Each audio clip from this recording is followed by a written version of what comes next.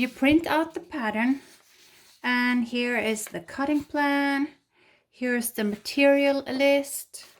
Here is a test square. And this is a very important thing to print out, because you will have to measure this square to make sure it is 2 inches wide. And if it's not, if it's smaller or larger, you will have to adjust your printer settings, because this has to be accurate. So you print out all the pattern pieces, and some of them will have a fabric fold, it says here. And then you tape it on where it says fabric fold. So what you do is you tape a new piece of paper against that, fold it on the line, and then you hold it down and you cut it. It's easier to not get it wrong if you hold the paper flat on the table instead of waving it in the air like this. This might work, but it's easier that it, see, it's easier that it get a little askew. So now that we have the whole pattern piece, we can lay it out on the fabric like that.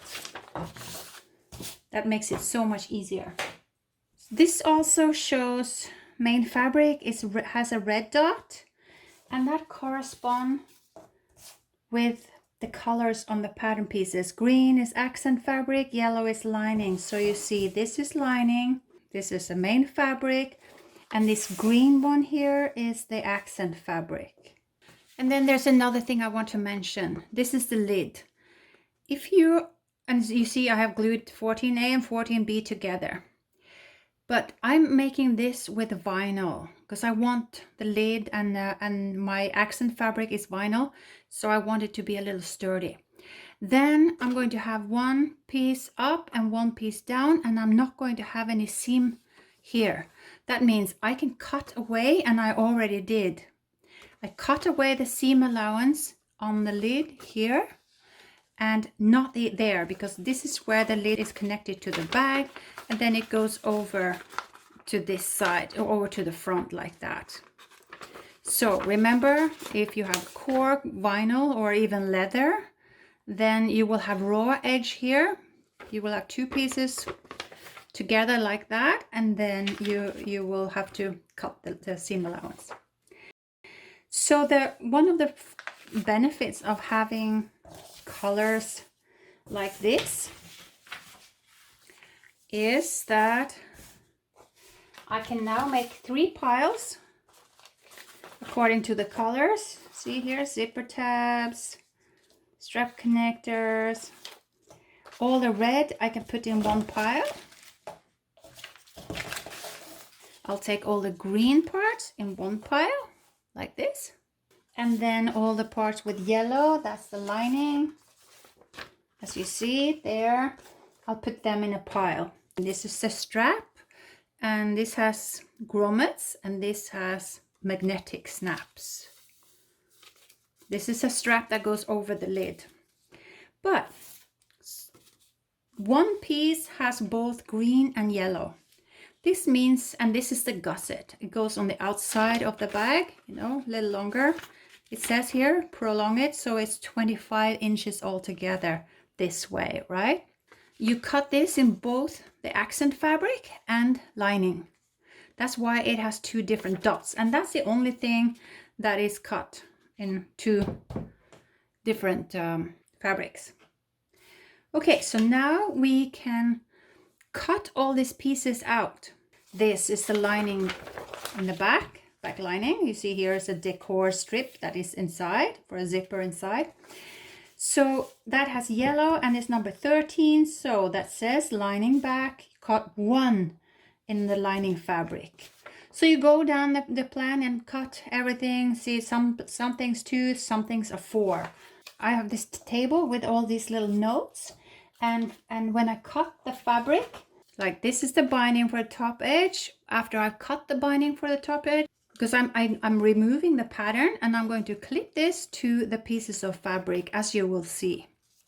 Yeah, and these little labels will make it so much easier for you to be organized. And then we have this material list, and it tells you how much fabric you need of each: main fabric, access fabric, the lining, how many zippers, how long they need to be. In case you have zippers by the yard, you just cut them here. And then is the other hardware that you need. So you can order that and have that in-house before you start making this bag, because that's so much more fun when you have everything ready to go. Okay, now we can cut the fabrics. Now I have cut out all of the fabrics that we need. This is the front exterior. Now I can take the pattern off. And now I have the label here. What I've done is, this is like a furniture fabric that I want to use for the bag. And in order to make it sturdy enough, I have put the woven interfacing here that I've ironed on. And then I have cut rubber foam. You see how thick that is, without the seam allowance that I'm going to add to it, because then that will make the bag pretty stiff. And that's going to be held in place with the decor panels that I'm going to sew on later. So for now, I'll just keep it all together like that. That's the front, and I've done the same on this is the side panels. They go with, I have ironed on interfacing here, and I have cut rubber foam. So it's going to go like that. I'm going to put a zipper there. And then, so this can open and get wider. So I get a larger bag, so one can stick more stuff in it. So I'll keep all these parts together with my label, so it's easy for me to find later. Like I've done the same with the back here. The zipper comes here, and the lid is going to start from here and go up. And here are zipper tabs that I'm going to have in each end of the zipper, the same color as the bag, so as to not stick out too much. So that's the main fabrics. And then we have the accent fabric. Here's the binding for the top edge of the bag. You know, when we're done with everything, I'm going to fasten this on top. And then this is the strap, closure strap. I have taken 2 pieces. Yeah, so I've glued them together with this double-sided tape that I'm getting from Springfield Leather Company. I love this double-sided tape. I put it on, I rip the paper off, and then it will glue anything, and it's sturdy. It sits put. Makes it so much easier. Life as a bag maker would not be the same without this double-sided tape. Here is the decor panel. As you see, I've cut 2 left, 2 right. I'm going to get them in place. Here is the decor strip for the zipper in the lining. Now I know, because I'm keeping the label on. This is the binding for the slip pocket. Here's the lining I'm using. So here's the slip pocket. I've folded that over, and I'm going to put this lining on top there. After I've sewn these side seams, I'm going to have this black thing there. Here's the gusset. I have both lining and the accent fabric.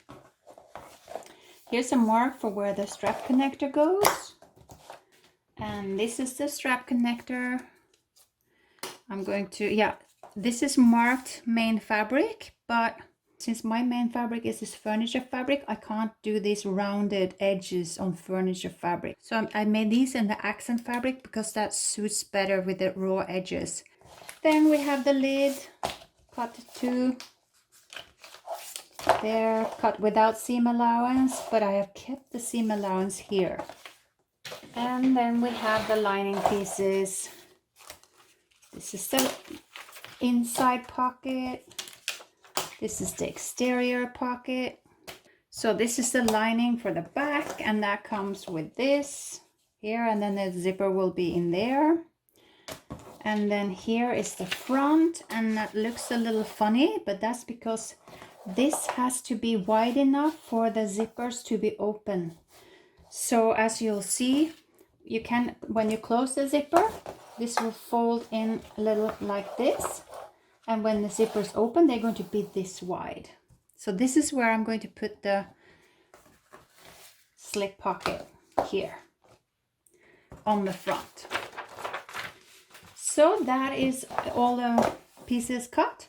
So now I think we're ready to sew.